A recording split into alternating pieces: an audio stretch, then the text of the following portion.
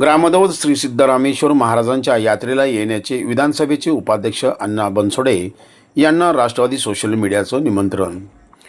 महाराष्ट्रासह आंध्र आणि कर्नाटकातील लाखो भाविकांचे श्रद्धास्थान असलेल्या सोलापूरचे ग्रामदैवत श्री शिवयोगी सिद्धरामेश्वर महाराज यांच्या जानेवारी महिन्यात पार पडणाऱ्या यात्रेतील अक्षता सोहळ्यास राष्ट्रीय अध्यक्ष तथा राज्याचे उपमुख्यमंत्री अजितदादा पवार तसेच विधानसभेचे उपाध्यक्ष अण्णा बनसोडे यांनी येऊन यात्रेचा सोहळा याची देही याची डोळा पाहावा यासाठी अजितदादा पवार राष्ट्रवादीचे सोलापूरचे सोशल मीडिया प्रमुख वैभव गंगणे यांनी शासकीय विश्रामगृह येथे अण्णा बनसोडे यांना सिद्धेश्वर महाराज यात्रेतील नंदीध्वज धारकांची प्रतिकृती आणि निवेदन दिले।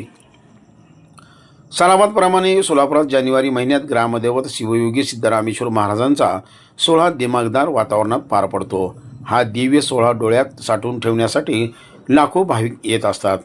उपमुख्यमंत्री अजितदादा पवार आणि अण्णा बनसोडे यांनी सुद्धा हा सोहळा आवर्जून वर्णावा असे वैभव गंगणे यांनी सांगितले।